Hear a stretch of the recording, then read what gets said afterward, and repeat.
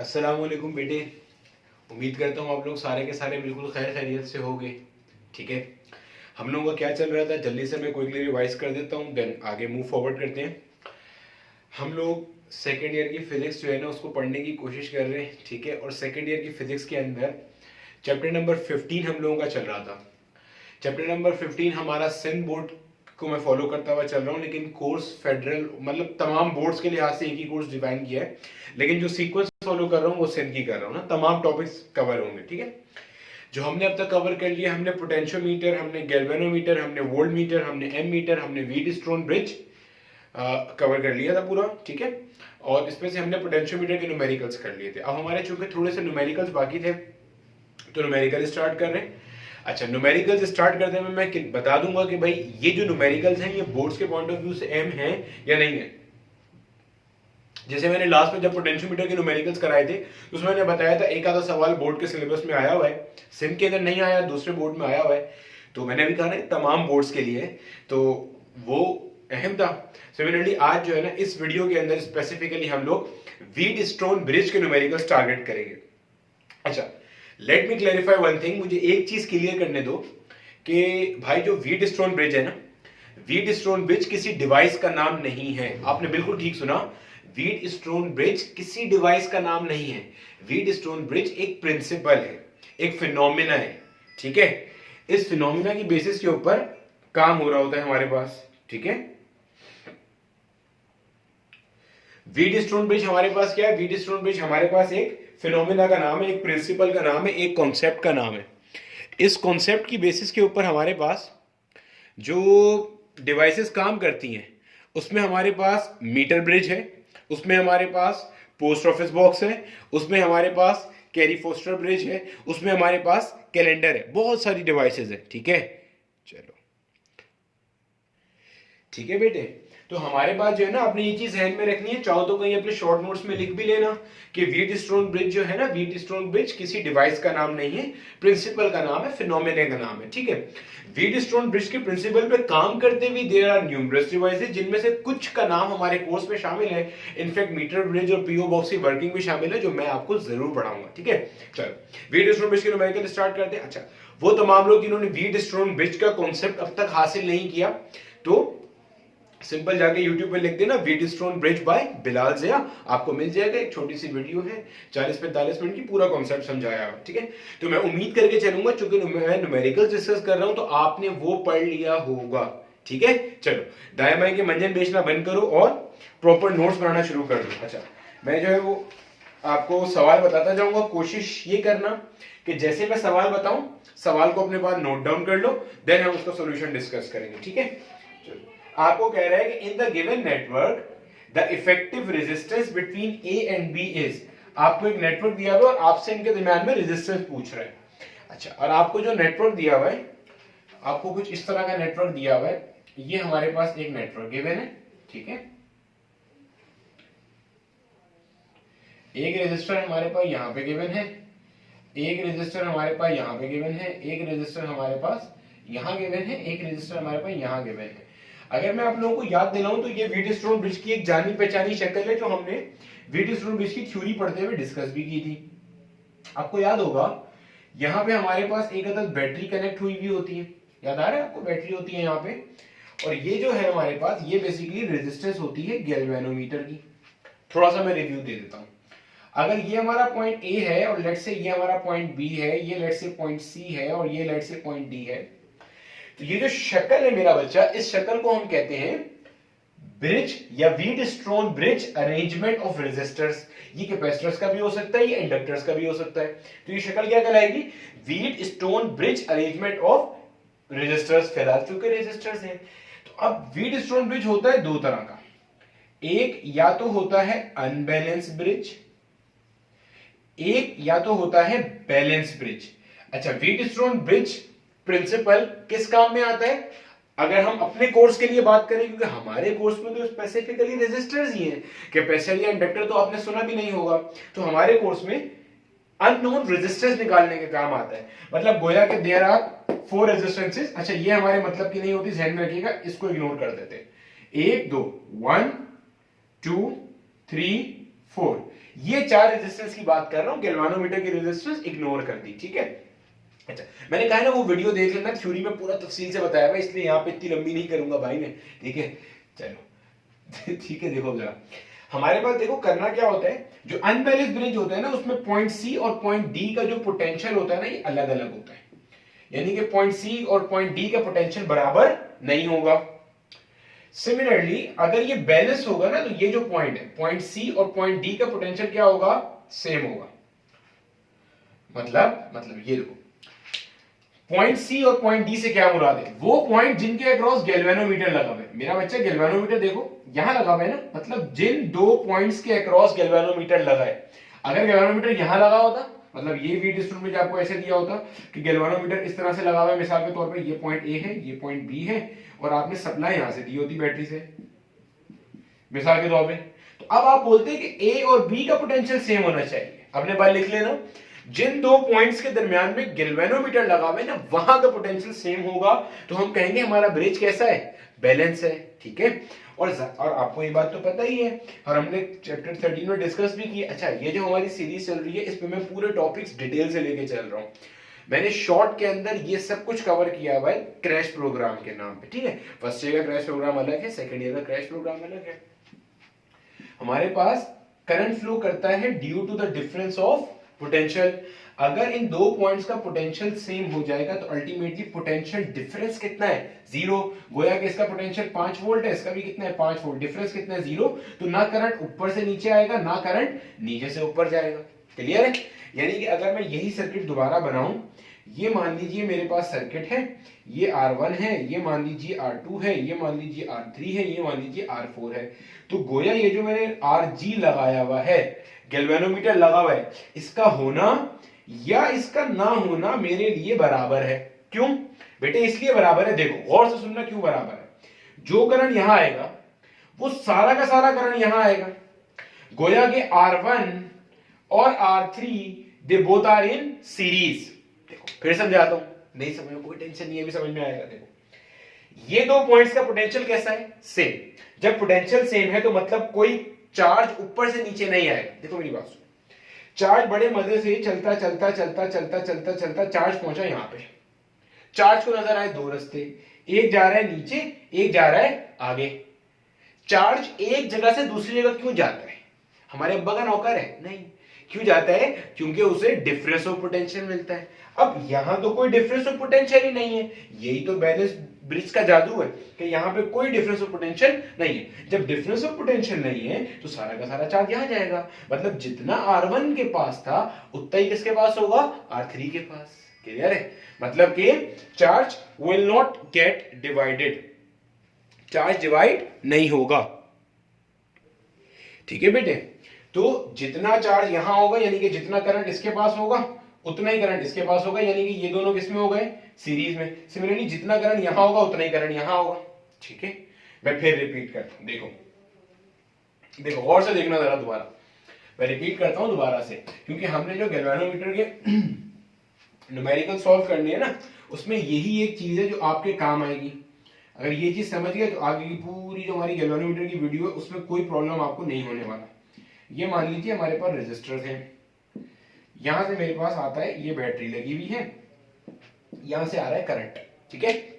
मान लो करंट आया, अब कुछ करंट यहां चला गया, इसे मैं कहता हूं I1, कुछ करंट यहां आ गया, इसे मैं कहता हूं I2।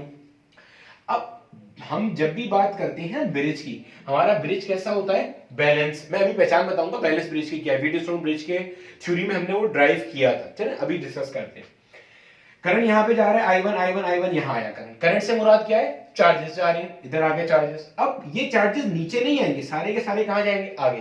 क्यों नहीं आएंगे नीचे, इसलिए नहीं आएंगे क्योंकि इस रूट पे कोई पोटेंशियल डिफरेंस नहीं है, और चार्जेस हमेशा फ्लो क्यों करते हैं, due to the difference of potential. Since no potential difference is there, therefore you will say कि current passing through galvanometer is 0। हो गया 0। अब सारा यहां वाला करंट यहां आया, यहां वाला सारा गया यहां, तो आप बोलोगे R1 R3 किसमें है, सीरीज में, R2 R4 किसमें, सीरीज में। क्लियर हुआ, ध्यान में रखिएगा ये बात। या आप ये भी कह सकते हो कि R1 R2 पैरेलल में है, सिमिलरली R3 R4 पैरेलल में है।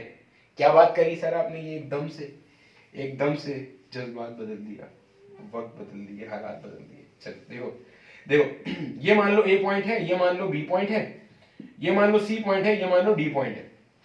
अब हमें पता है कि लेट्स से ए का पोटेंशियल मेरे पास है 10 वोल्ट, बी का पोटेंशियल मेरे पास है 0 वोल्ट।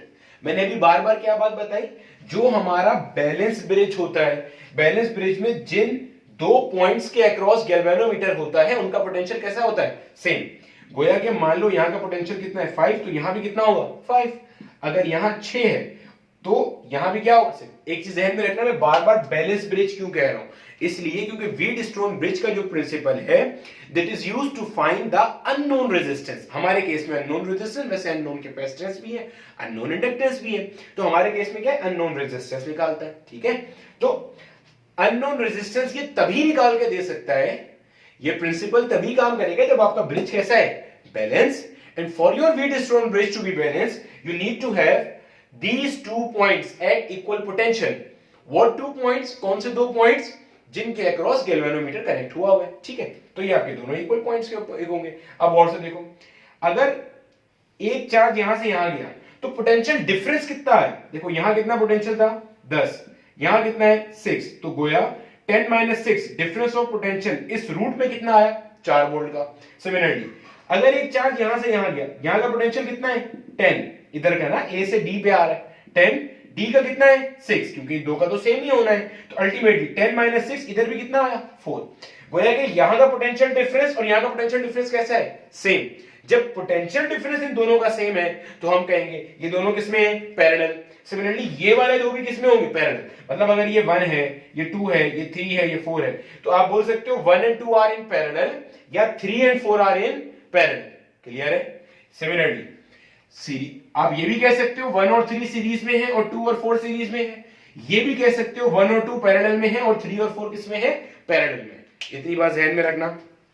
चलो अब शुरू करते हैं सवाल सॉल्व करना। ठीक है, उम्मीद करता हूं पुराने तमाम कॉन्सेप्ट्स रिवाइज हो गए होंगे। अच्छा, ये कैसे चेक करेंगे कि आपका ब्रिज बैलेंस है या नहीं है, अभी समझ में आ जाएगी। देखो, आपका जो ब्रिज बैलेंस आपने चेक करना है, आपने ये वाली फिगर ध्यान में रख लेनी है। ये मान लीजिए हमारे पास यहां पे मान लीजिए R1 है, यहां पे मान लीजिए R2 है, ये मान लीजिए R3 है, ये मान लीजिए R4 है। ठीक है, अब अगर ब्रिज आपका बैलेंस होगा ना तो R1 upon R2 will be equal to R3 upon R4। उल्टे हाथ के या गैल्वेनोमीटर के एक तरफ के रेजिस्टेंस का रेशियो गैल्वेनोमीटर के दूसरी तरफ के रेजिस्टेंस के रेशियो के बराबर होगा। याद ऐसे रखना, गैल्वेनोमीटर के एक तरफ के रेजिस्टेंस का रेशियो गैल्वेनोमीटर के दूसरी तरफ के रेजिस्टेंस के रेशियो के बराबर है। चाहे आपका गैल्वेनोमीटर ऐसे लगाओ तब भी याद रख लेना बच्चे, क्या टेंशन है। गैल्वेनोमीटर के एक तरफ के रेजिस्टेंस का रेशियो गैल्वेनोमीटर के दूसरी तरफ के रेजिस्टेंस के रेशियो के बराबर होगा, तभी आपका ब्रिज बैलेंस होगा। अगर ये बराबर नहीं है तो आपका ब्रिज बैलेंस नहीं। ये हमारी पहचान होती है। और अनबैलेंस ब्रिज के सवाल आपके कोर्स का पार्ट नहीं है अगर किसी के जहन में आ रहा है, क्योंकि वो वाई डेल्टा नेटवर्क से सॉल्व होते हैं। ठीक है, चलो पहला सवाल अपने पास लिख लेना भाई। ठीक है, क्या कहते हैं, in the given network the effective resistance between points A and B is. आपको एक नेटवर्क दिया हुआ है और इसकी इफेक्टिव रेजिस्टेंस पूछ रहा है। ठीक है, यहां रेजिस्टेंस बना लीजिएगा अपने पास इस तरह से, ये पूरी रेजिस्टेंस। ठीक है, ये आपको कहता है, ये आपको दिया हुआ पॉइंट। अच्छा, जो पॉइंट आपको ऐसे ओपन दे दिए जाए ना, खुले पॉइंट दे दिए जाए, इसका मतलब यहां बैटरी लगी हुई है और ये आपको गैल्वेनोमीटर है। 10 ओम 10 ओम 10 ओम 10 ओम 10 ओम 10 ओम ये नेटवर्क दिया हुआ है। आपको इसकी क्या करनी है, इफेक्टिव रेजिस्टेंस निकालनी है इन दो पॉइंट्स के दरमियान में, ऐसे इन दो के दरमियान। क्लियर है, नजर आ रहा है। व्हीटस्टोन ब्रिज का सवाल है। अब देखो, अब कहानी क्या है, हमने इस 10 ओम को करना है इग्नोर। क्यों, क्योंकि अभी बताया था कि गैल्वेनोमीटर के रेजिस्टेंस इग्नोर कर देते हैं। सर बिलाल ने बताया था क्योंकि गैल्वेनोमीटर की रेजिस्टेंस इग्नोर कर देते हैं इसलिए हमने इसे गायब कर दिया। बेटे बिलाल ने और भी एक चीज बताई थी कि ये इग्नोर कब करेंगे, ये इग्नोर तब करेंगे जब ब्रिज बैलेंस होगा। देखो इग्नोर क्यों कर रहे हैं, फिजिक्स में रट्टा तो है ही नहीं, अगर आप रट्टा मारते हो तो आप बेवकूफ हो। ठीक है, मजाक कर रहा हूं। ठीक है, देखो देखो हम इग्नोर क्यों कर रहे हैं, हम इग्नोर इसलिए कर रहे हैं क्योंकि गैल्वानोमीटर से कोई करंट फ्लो कर ही नहीं रहा। जब कर ही नहीं रहा तो वो रेजिस्टेंस हमारे किसी काम की नहीं है, वो रेजिस्टेंस नेग्लिजिबल है, वो रेजिस्टेंस डीएक्टिवेटेड है। डीएक्टिवेटेड की टर्म याद आ रही है, पोटेंशियोमीटर में पड़ी थी, मौजूद है बट इफेक्टिव नहीं है, तो इनइफेक्टिव है इसलिए इग्नोर कर दिया। अब इसको यहां लगाओ वापस, पहले चेक करो कि आया रेजिस्टर, आया वेट स्टोन ब्रिज बैलेंस है या अनबैलेंस। ऑल्दो के आपके पेपर में है ही सिर्फ balance, but still you need to have a very clear concept कि आपने कब गैल्वानोमीटर की रेजिस्टेंस इग्नोर करनी है। लकीर के फकीर मत बनना जो रट्टे मार के चलते हैं, बस इग्नोर कर दिया। ना ना ना ना, क्यों करा था इग्नोर? क्योंकि गैल्वानोमीटर की रेजिस्टेंस यूटिलाइज नहीं हो रही। कौन यूज नहीं कर रहा? चार्ज यूज नहीं कर रहा। क्यों नहीं यूज कर रहा चार्ज? क्योंकि जिन पॉइंट्स के अक्रॉस गैल्वानोमीटर कनेक्ट है they are having same potential, since they are having same potential therefore potential difference is zero. ठीक है, पोटेंशियल डिफरेंस जीरो है तो करंट नहीं जा रहा, चार्ज नहीं जा रहा। ठीक है, चलो चेक करो इसको, मान लो 1 2 3 4 R1 upon R2 10/10, क्या आंसर आया? 1। R3 upon R4 10/10, क्या आंसर आया? 1। Since R1 upon R2 बराबर है किसके? R3 upon R4 के, therefore the bridge is balanced and you can safely ignore this now। Ignore कर दी। दोनों कैसे दिख रहे हैं? सीरीज में। दोनों कैसे दिख रहे हैं? सीरीज में। सीरीज में रेजिस्टेंस क्या होती है? सिंपल जमा। तो 10 प्लस 10 कितना हुआ? ऊपर आ गया 20। 10 प्लस 10 कितना हुआ? नीचे भी आ गया 20। और ये पॉइंट आपका ए है, ये पॉइंट आपका बी है। क्या हरकत करी? ऊपर सीरीज नीचे सीरीज हो गया। अब कैसे हैं दोनों? पैरेलल में। पैरेलल में सॉल्व कर लो। देखो पैरेलल में अब जो हमारे सेल बोर्ड वाले हैं वो तो ऐसे कर सकते हैं, 1 upon R equivalent equals 1 upon R1 plus 1 upon R2। R1 की जगह भी 1 अपॉन 20 डाल देना, यहां भी 20 डाल देना। ठीक है, सिंप्लीफाई करोगे आंसर इसका आ जाएगा आर इक्विवेलेंट बराबर किसके है? 10 के बराबर है। अब एक शॉर्टकट भी वही कहीं लिख लो। ठीक है, शॉर्टकट क्या है? जब भी दो रेजिस्टर्स पैरेलल में एक जैसे लगे हों, जब भी दो रेजिस्टर पैरेलल में एक जैसे लगे होंगे उनका आंसर उनका हाफ होगा। ठीक है, अभी कितने दोनों एक जैसे थे ना, 20-20, इनका आंसर इनका हाफ होगा, मतलब 10 आंसर होगा। ठीक है, मतलब देखो अगर दो लगे हुए ऐसे, मान लो ये लगा है 10 का, ये भी लगा है 10 का, दोनों एक जैसे लगे हैं ना, इनका आंसर क्या होगा? 5। अगर ऐसे लगे हुए मान लो एक लगा हुआ है 6 का, एक लगा हुआ है 6 का, ऐसे पैरेलल की है ये पैरेलल की 6 और आंसर क्या होगा? 3। सिमिलरली ऐसे लगे हुए 8 और 8, क्या आंसर होगा? 4। ठीक है, इधर आपको सर्किट पढ़ाएंगे ना तो उसमें और बहुत सारे शॉर्टकट्स बताएंगे, फिलहाल ये याद रख लेना बस, बहुत है। अच्छा, ये तो मैंने क्या कॉन्सेप्ट यूज किया कि 1 और 3 सीरीज में थे और 2 और 4 किस में थे? सीरीज में, देन सॉल्व किया। सर अभी आपने कहा था कि इनको पैरेलल में भी ले सकते हैं, फिर कराओ जरा सॉल्व। अच्छा चलो फिर करा देते हैं सॉल्व, क्या टेंशन है। ये बनाया आपने दोबारा ब्रिज अपना, ये आ गया। अच्छा आपका फाइनल आंसर क्या आ रहा है? 10 ओम्स आ रहा है आंसर, मतलब पूरा ए और बी के दरमियान में इक्विवेलेंट रेजिस्टेंस कितनी है? 10 ओम। अच्छा 10 ओम का मतलब भी समझ लो, इक्विवेलेंट क्या है, क्या पूछना क्या चाह रहा था। अगर यहां से चार्ज आता है, मान लो ये चार्ज आ रहा है बड़े मजे से, टहलता डिस्को करता हुआ यहां से ए से दाखिल होता है और बी से निकलता है, मतलब कुछ यहां से आएगा, कुछ यहां से आएगा, कुछ यूं आएगा, कुछ यूं आएगा। फाइनल मतलब जितना चार्ज यहां पे आया था उतना चार्ज जब यहां से निकलता है तो जो टोटल रेजिस्टेंस इसने यहां फेस करी वो कितनी है? 10 ओम। बात समझ आइए, टोटल कितनी फेस कर रही है? 10 ओम फेस कर रही है। मतलब अगर आप इस पूरे नेटवर्क को हटा दो और अकेली 10 ओम की रेजिस्टेंस लगा लो तो एनर्जी लॉस बराबर आएगा, जितना लॉस यहां किया उतना ही लॉस यहां करना। ठीक है, चलो अब यहां देखो जरा, ये 10 क्लियर है। अब मैंने क्या बोला था कि ये दोनों पैरेलल हैं, ये दोनों पैरेलल हैं। क्यों कहा था? क्योंकि यहां और यहां का पोटेंशियल सेम है। आपको कैसे पता चला पोटेंशियल सेम है? क्योंकि ब्रिज बैलेंस है। कैसे पता चला? R1/R2 equals R3/R4। अच्छा भाई, अब अगर ये दोनों पैरेलल में है, गौर से देखो, अभी मैंने बताया था अगर ये दोनों पैरेलल में है 10 और 10, अगर ये दोनों पैरेलल में, दो एक जैसे रेजिस्टर अगर पैरेलल में हो तो आंसर उनका हाफ होता है। ये पॉइंट ए है, ये पॉइंट ए है। 10 और 10 को सॉल्व किया, आंसर आ गया मेरे पास 5। इन दोनों को सॉल्व कर दिया। यहां देखो 10 और 10 दो बराबर है, क्या आंसर आएगा? फिर से 5। क्लियर है? 10 और 10 दो बराबर लगे हुए ना पैरेलल में, एक पॉइंट यहां कनेक्ट हुआ हुआ, एक पॉइंट ये कनेक्ट हुआ हुआ, पैरेलल में होगा। भाई ये रेजिस्टर है, ध्यान में रखना, ये रेजिस्टर है। इनको भी सॉल्व किया, क्या आंसर आ गया? 5। अब ये दोनों कैसे हैं? सीरीज में, क्या आंसर आया? 10 ओम आया। मतलब इक्विवेलेंट रेजिस्टेंस इस तरह से भी क्या आ रही है 10 ओम। जैसे तुम्हारा दिल करता है तुम उसे वैसे सॉल्व कर सकते हो, आंसर की सेहत पे कोई डिफरेंस नहीं आएगा, कोई फर्क नहीं पड़ेगा, तो बिल्कुल परेशान मत होना। ठीक है भाई, दो तरह से सॉल्व करना सिखा दिया। अब पेपर में जब ये सवाल आए तो कुछ करने की जरूरत ही नहीं थी। क्यों? देखो यहां ये एक ऐसा व्हीट स्टोन ब्रिज था, गौर से देखो, यहां बना के दिखा देते हैं आपको। ये एक ऐसा व्हीट स्टोन ब्रिज था जिसके अंदर तमाम रेजिस्टर्स एक ही वैल्यू के थे। जब तमाम रेजिस्टर्स एक ही वैल्यू के हों तो उसका आंसर भी वही आता है ना मजेदार बात। ठीक है, जब तमाम रेजिस्टर्स एक ही वैल्यू के हों तो उनका आंसर भी वही आता है। 10 10 10 10 तो आंसर भी क्या आएगा 10। 5 5 5 5 आंसर भी क्या आएगा 5। इसमें एक चीज, अगर मैं इन सबको 10 का करके गैल्वेनोमीटर के रेजिस्टेंस को 100 कर दूं तो आंसर 10 आएगा या चेंज हो जाएगा? क्या आएगा आंसर? चेंज आएगा या 10 आएगा? आंसर वही आएगा। क्यों? अबे इसकी तो हमें जरूरत ही नहीं है ना, इसको तो हमने वैसे ही इग्नोर कर दे रहे हैं। ठीक है, इसकी हैसियत तो वही है जो तुम्हारी अपने घर के अंदर है, वैसे ही इग्नोर कर देना है। बोलो या ना बोलो बात तो बराबर ही है। ठीक है, ऐसा मतलब समझना मेरी भी नहीं है भाई, मेरी बहुत इज्जत है घर में। ठीक है, चलो याद रखो। तो इसकी बात नहीं कर रहा मैं, इसको हटा के गैल्वेनोमीटर को हटा के बाकी के जो 4 रेजिस्टर्स हैं, जो बाकी के 4 आर्म्स हैं, इनको arms of wheat stone bridge भी कहते हैं। जो बाकी के 4 आर्म्स हैं, अगर उनकी रेजिस्टेंस की वैल्यू बराबर है तो आंसर भी वही होगा। गैल्वेनोमीटर की रेजिस्टेंस हो सकता है उनके बराबर हो सकता है बराबर ना हो, हमारी तरफ से भाड़ में जाए। क्यों भाड़ में जाए? क्योंकि उसे हम ऑलरेडी भाड़ में भेज रहे थे। ठीक है, क्योंकि we were ignoring that resistance. क्यों इग्नोर कर रहे थे? वो पूरा मंजन बेचे ना, चाय नहीं जाएगा वहां से, तो इग्नोर कर रहे हैं। ठीक है, तो इसका कोई वो नहीं है। बात सीधे लिखवाते हुए लिखवा देते हैं कि सारी रेजिस्टेंस बराबर होनी चाहिए, but that doesn't make sense.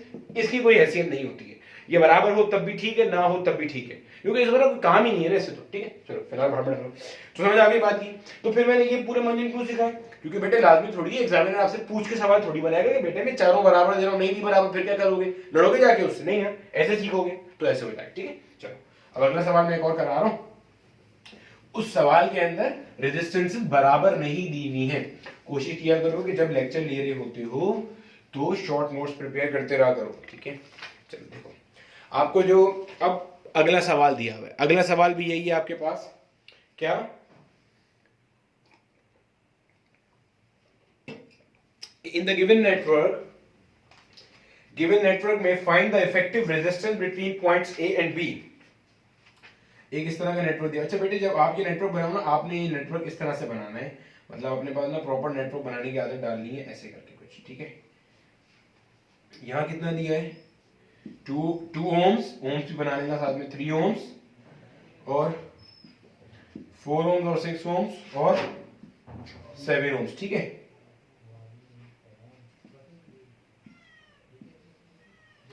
ए और बी। ठीक है, अब आपको कह रहा है कि आपने इनके दरमियान में क्या करना है, आपने इफेक्टिव रेजिस्टेंस निकालनी है between points A and B.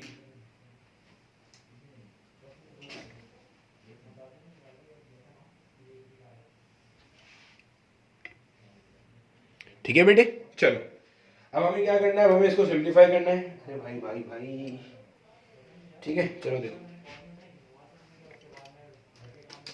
चलो देखो, एक मिनट मुझे चेक करने दो सही हो रहा है सब कुछ या नहीं। ठीक है, चलो अब सबसे पहले देख लो, ये ब्रिज बैलेंस है। R1 upon R2 should be equal to R3 upon R4। 1 upon 2 equals 1 upon 2। Balance है ब्रिज, कोई टेंशन नहीं है। अच्छा भाई, इसको तो हमने वैसे इग्नोर कर देना है क्योंकि ब्रिज बैलेंस है, तो गैल्वेनोमीटर का काम ही नहीं है। ऊपर वाले दोनों सीरीज में 2 + 3 5 ओम्स, 4 + 6 10 ओम्स। क्लियर है मेरा बेटा? अब ये दोनों बराबर नहीं है। अगर बराबर होते तो आप निकाल सकते थे। अब हमारे जो इंटरबोर्ड वाले हैं वो तो इसे दोबारा ऐसे कर लेना, 1 upon R equivalent equals 1 upon R1 plus 1 upon R2।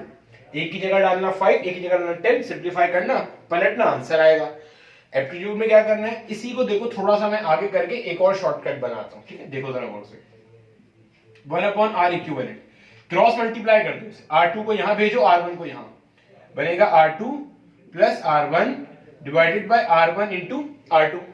दोनों साइड्स को पलटने का मतलब नीचे वाला ऊपर, ऊपर वाला नीचे। क्यों पलट रहे हैं? क्योंकि यहां आंसर आ रहा है 1 अपॉन आर इक्विवेलेंट का, and we need to find R equivalent, तो इसलिए पलटना पड़ रहा है। R1 into R2 divided by R1 plus R2, ये हमारा शॉर्टकट है। ये हमारा किस काम का शॉर्टकट है? लिख लेना, जब कभी भी दो रेजिस्टर्स का पैरेलल कॉम्बिनेशन निकालना हो, दो डिफरेंट रेजिस्टर्स का, दो सेम रेजिस्टर्स हैं पैरेलल में, तो आंसर उनकी हाफ वैल्यू होगी। दो डिफरेंट रेजिस्टर्स हैं तो आप इस तरह निकाल सकते हो। ये कहां से आया? अबे वहीं से आया जहां से आया। 3 के लिए मत बनाना ये शॉर्टकट, 3 के लिए बहुत बेहुदा बनेगा और लंबी चीज याद करनी पड़ेगी। 2 के लिए हम लोग फ्रीक्वेंटली यूज करते हैं, इसलिए बनवा दिया, ठीक है। अब देखो यहाँ पे आपने सॉल्व करना है, R1 into R2 divided by R1 plus R2, 5 into 10 divided by 15, 5 1 जा 5 3 जा, क्या आंसर आ रहा है? 10 अपॉन 3 ओम्स। आंसर छोड़ देना, वरना जो इंटरबोर्ड वाले कैलकुलेटर अलाउ होगा यूज कर लेना, जो नहीं है वो सिंपलीफाई कर लो भाई। 3 3 जा 9, क्या बचा? 1, 0 लगा दिया, 3 3 जा 9, फिर 1, फिर 3 3 जा 9, तो 3.33 ओम्स या 10 अपॉन 3 ओम्स हमारे पास इसका आंसर है, ठीक है। चलो मैं उम्मीद करता हूं यहां तक सारी बातें समझ में आ गई होंगी, ठीक है। चलो आगे चलते हैं हम जरा।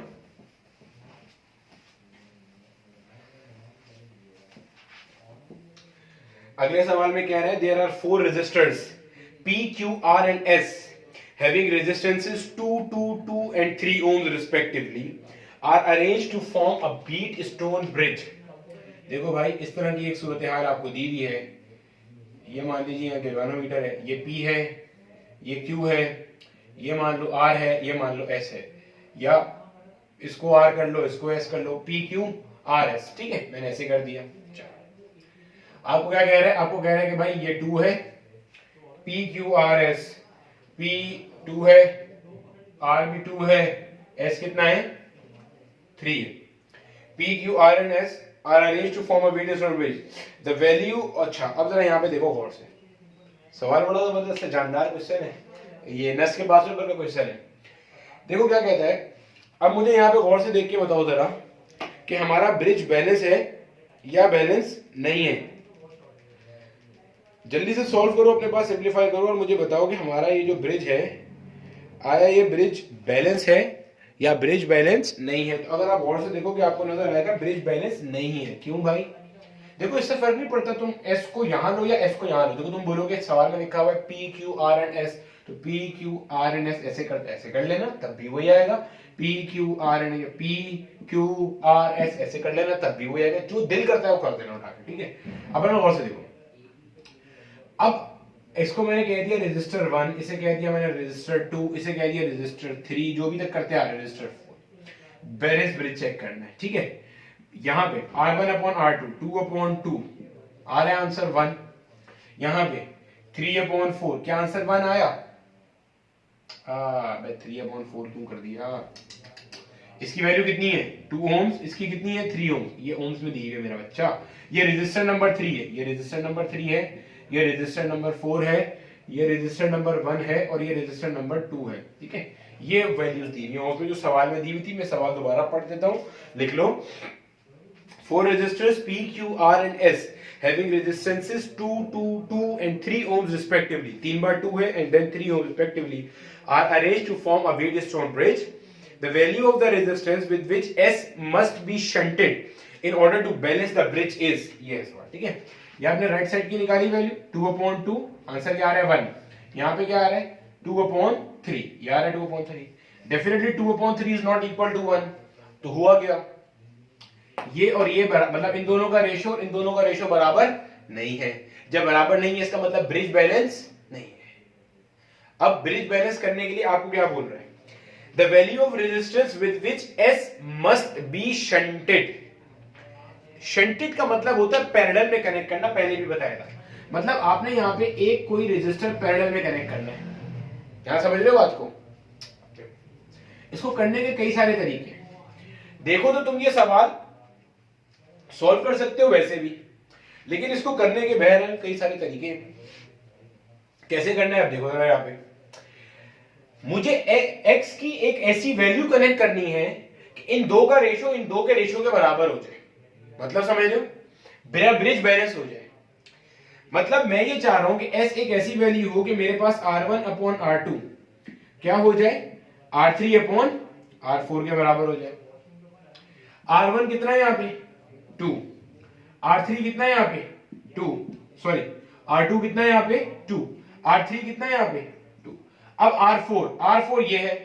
अब R4 कितना होगा कि ये बराबर हो जाए। तो आपको नजर आ रहा है दोनों कैसे लगे हुए मेरा बेटा। मैंने दोनों को कैसे कनेक्ट किया यहाँ पैरेलल में, और पैरेलल का फॉर्मूला अभी हमने पढ़ा था R1 into R2 divided by R1 plus R2। एक की वैल्यू को मान लो x, एक की वैल्यू को मान लो कितनी है, इसकी कितनी है 3 ohms, x into 3 divided by x plus 3। तो ये बन जाएगा 3x, x into 3 divided by x plus 3। 2 से 2 चला गया। ये पूरी चीज यहां पे क्या हो रही है, डिवाइड, इधर आगे क्या होगी मल्टीप्लाई। तो 3x divided by 3 plus x will be equal to 2। इस पूरी चीज को उठा के यहां ले जाओ, क्रॉस मल्टीप्लाई से कहते हैं। 3x will be equal to 2 multiply by 3 plus x।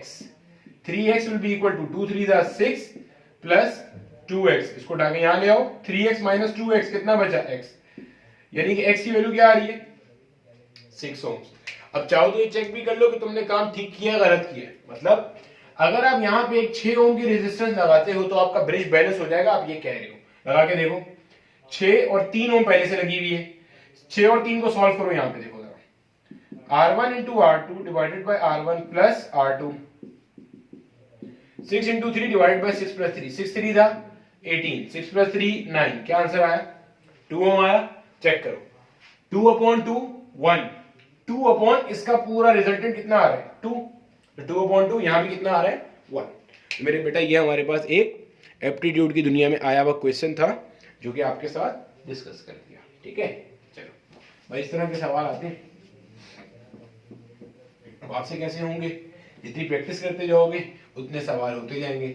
ये मत सोचना कि चीजें मुश्किल हैं, ये सोच दिया तो बस फिर कुछ नहीं हो सकता, ये भी ध्यान में रखना। ठीक है, चलो भाई आगे देखते हैं। अगला एक और इंटरेस्टिंग क्वेश्चन दिया हुआ है। ठीक है, अगला जो एक और इंटरेस्टिंग क्वेश्चन दिया हुआ है आपको, वो कुछ इस तरह से दिया हुआ है।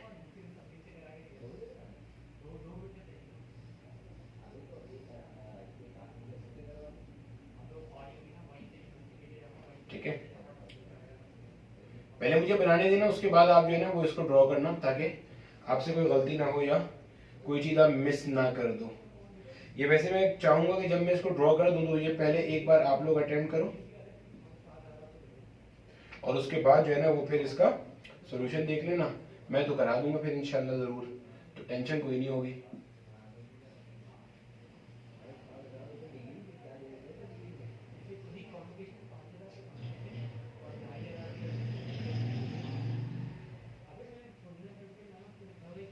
अच्छा, ये हमारे पास है भाई 15 ओम्स, ये हमारे पास है भाई 6 ओम्स, ये हमारे पास है x, ये हमारे पास है भाई 8 ओम, ये हमारे पास है भाई 3 ओम्स, ये हमारे पास है भाई 4 ओम्स, ये भी हमारे पास कितना है 4 ओम्स, ये हमारे पास कितना है 4 ओम्स, ये हमारे पास है 6 ओम, ये हमारे पास कितना है 6 ओम्स।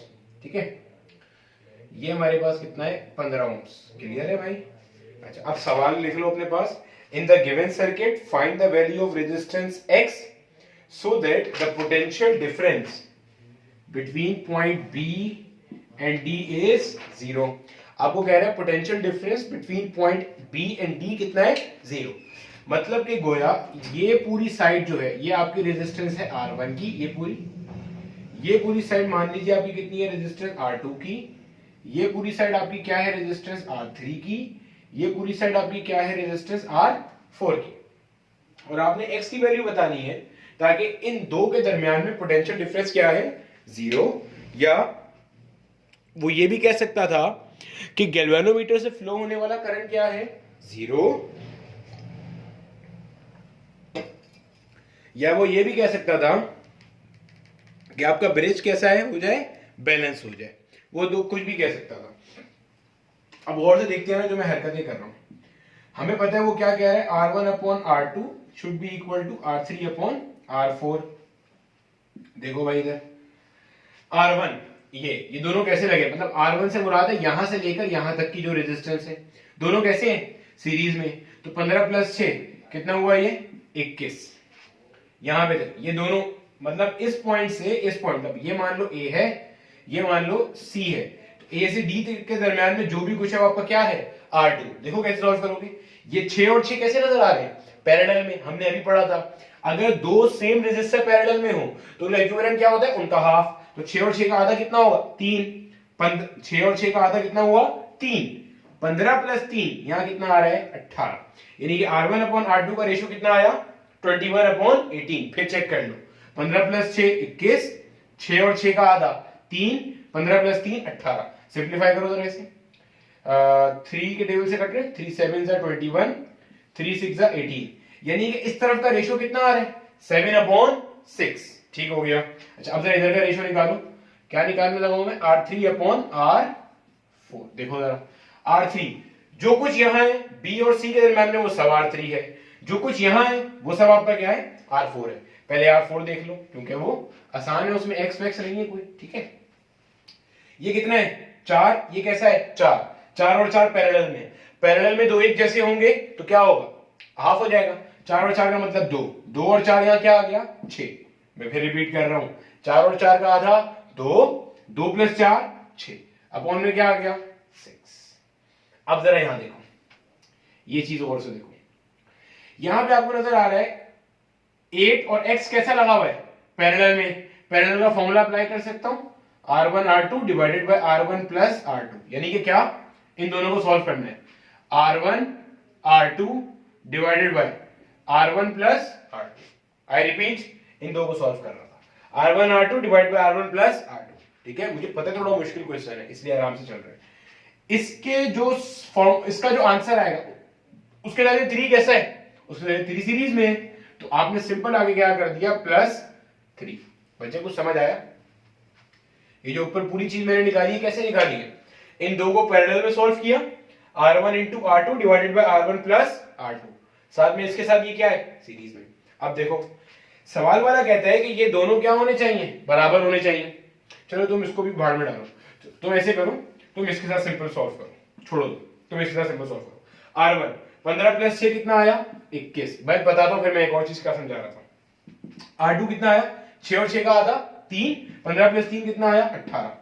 R3 कितना आया वो लिखा हुआ, 8x/8 + x + 3 whole divide by R4, 4 और 4 का आधा 2, 2 + 4 6।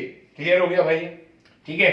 अब जो चीज कैंसिल आउट हो रही है कैंसिल आउट कर दो, 3 7 = 3 6 = ये 6 यहां क्या हो रहा है, डिवाइड, इधर आके क्या होगा, मल्टीप्लाई।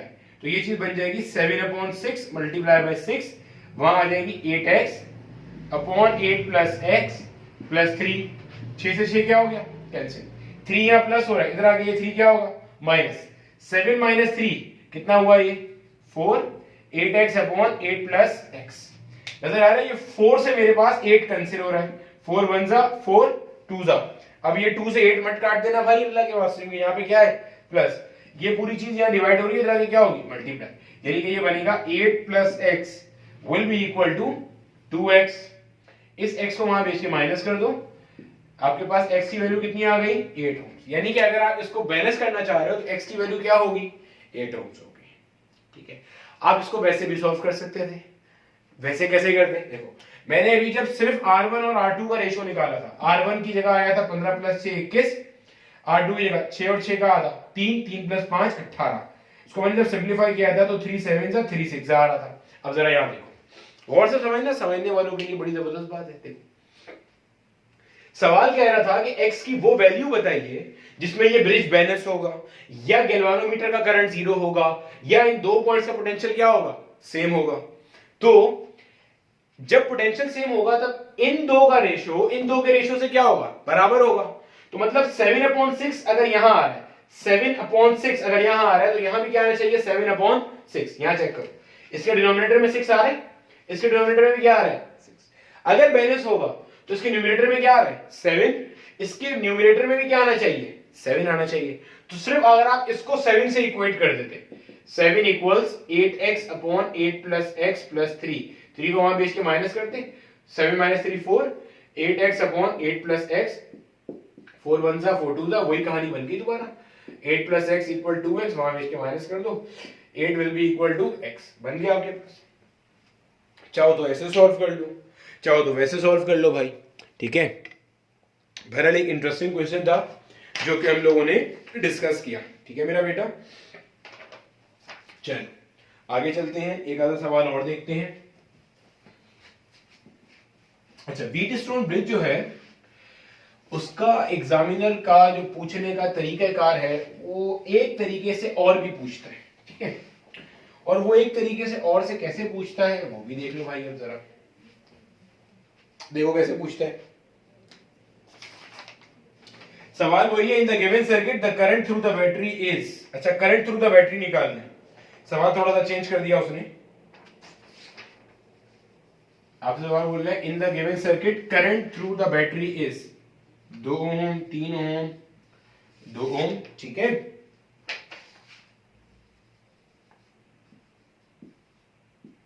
वन ओम,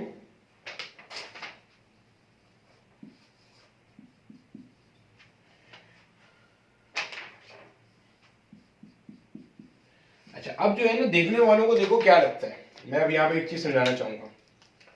अगर मैं यहाँ पे रेजिस्टर्स के नाम दे दूं ना, मान लीजिए इसको मैं कहता हूं रेजिस्टर नंबर 1, इसे मैं कहता हूं रेजिस्टर नंबर 2, ये 3 ओम वाले को, इसे कहता हूं रेजिस्टर नंबर 3, इसे कहता हूं रेजिस्टर नंबर 4, इसे कहता हूं रेजिस्टर नंबर 5, और इन पॉइंट्स को भी नाम दे देता हूं। मान लो ये मेरा पॉइंट ए है, लेट्स जस्ट अज्यूम कि ये मेरा पॉइंट बी है, इनमें से एक मेरा पॉइंट सी है, एक मेरा पॉइंट क्या है भाई, डी है, ठीक है भाई, क्लियर है। चलो साथ ही साथ अब यहां भी एक चीज नोट कर लो जरा। देखो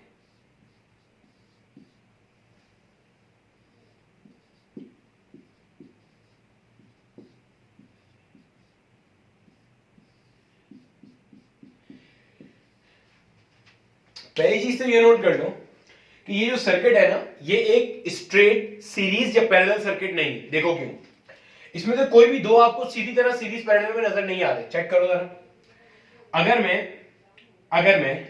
मैं क्या हरकत करता हूं, अगर मैं देखता हूं कि क्या ये 2 ओम वाले 3 ओम वाले के साथ सीरीज में, तो आंसर है नहीं। सीरीज सर्किट की पहचान क्या होती है कि करंट के पास एक ही रास्ता होना चाहिए।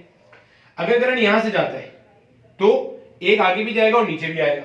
अगर मैं पूछता हूं क्या 3 और 2 वाला सीरीज में है, आंसर फिर नहीं। जब करंट यहां जाएगा तो कुछ ऊपर जाएगा और कुछ कहां जाएगा, आगे।